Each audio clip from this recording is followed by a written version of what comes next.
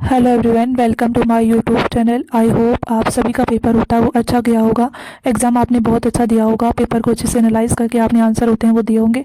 अगर हम बात करें तो पेपर का लेवल होता है वो कैसा रहा, तो हर ईयर्स की जैसे होता है मॉडरेट पेपर होता है उसका लेवल था।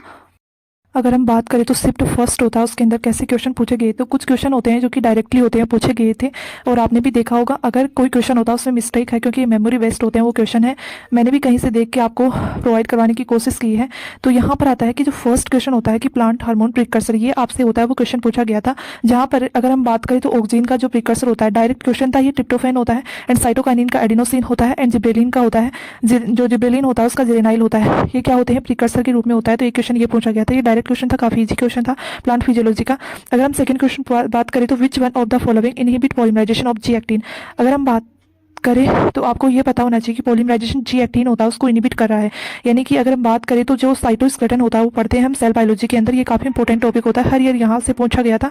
तो ये भी काफी इंपॉर्टेंट टॉपिक मतलब क्वेश्चन था कि अगर हम बात करें तो लैक्टिन क्योलिन होता है वो कहीं ना कहीं क्या होता है, माइक्रोट्यूब्यूल होता है उसको इनहिबिट कर, सॉरी माइक्रोफिलामेंट होता है उसको इनहिबिट करता है। तो माइक्रोफिलामेंट के अंदर जी एक्टिन होता है उसका सिंथेसिस होता है, जबकि टैक्सोल एंड कॉल्सिसिन एंड विनब्लास्टिन होते हैं वो माइक्रो जो ट्यूब्यूल होता है उसको इनहिबिट करते हैं। तो ये तीनों ऑप्शन होता है वो इनकरेक्ट हो जाएंगे, और कहीं ना कहीं जो लैक्ट्यूरिकुनिन होता है वो क्या हो जाएगा, करेक्ट आंसर हो जाएगा। ये इनहिबिट होता है जो कि पॉलीमराइजेशन को इनहिबिट करता है जी एक्टिन के।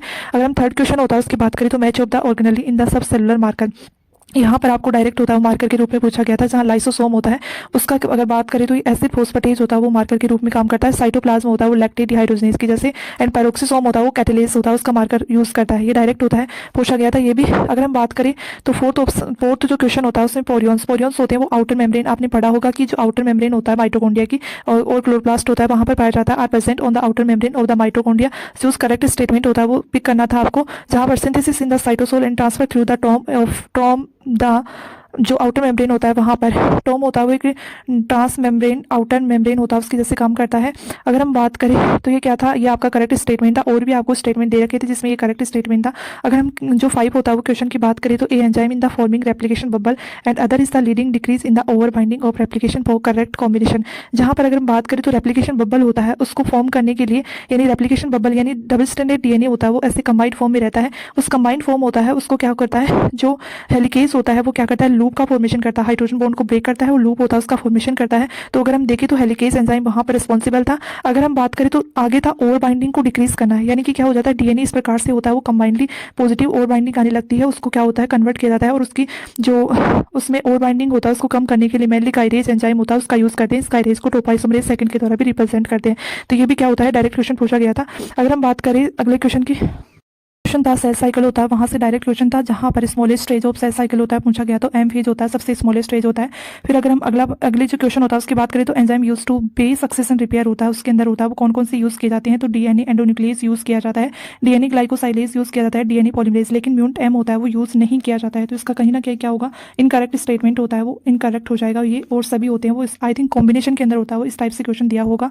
अगर हम बात करें तो अगला क्वेश्चन जहां पर methionine serves as a precursor for the biosynthesis of which one of the following secondary metabolites. तो ग्लाइकोसिनोलेट्स होता है वो सेकेंडरी मेटाबोलाइट्स होता है, जहां पर मेनली जो प्रिकर्सर होता है वो मिथ्योनिन होता है।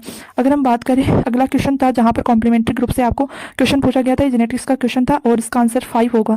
आई होप आपने मेरी वीडियो होता है उसके अंदर आपने वो जो कॉम्प्लीमेंटेशन होता है मैंने वीडियो अपलोड किया था वो देखा होगा, इजी तरीका होता है वो मैंने बताया था सॉल्व करने का, तो सभी का होता है वो ठीक हुआ होगा ये क्वेश्चन। अगर हम बात करें तो एक क्वेश्चन होता है वो ये पूछा गया था कि जो ये आपको मैच ऑफ द फॉलोइंग होता है वो इस टाइप से क्वेश्चन होता है वो दे रखा था, जहां पर टोपोलॉजिकल जो स्पीसीज होती हैं वो कंसेप्ट होता है वो डिफरेंट टाइप का था, एंड बायोलॉजिकल स्पीसीज कंसेप्ट होता है वो रिप्रोडक्टिव आइसोलेट की जैसे था, एंड इवोल्यूशनरी था वो डिस्टेंस लिनिएज की जैसे काम करता है, एंड फाइलोजेनेटिक्स होता है वो शेयर्ड एंसेस्टर होता है उसके रूप में मैच ऑफ द फॉलोइंग होता है वो क्वेश्चन दे रखा था।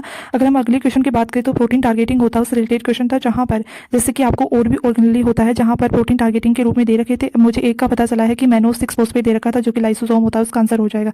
इस प्रकार से कुछ क्वेश्चन होते हैं वो डायरेक्टली होते हैं पूछे गए थे, मुझे सम क्वेश्चन होते हैं उनका पता चला है जहां पर मैंने आपको डिस्कस किया है। अगर हम बात करें तो आपकी आंसर की होता है उसमें लगभग होता है वो, अगर देखें तो 10 डेज़ होता है, उसका टाइम लगता है।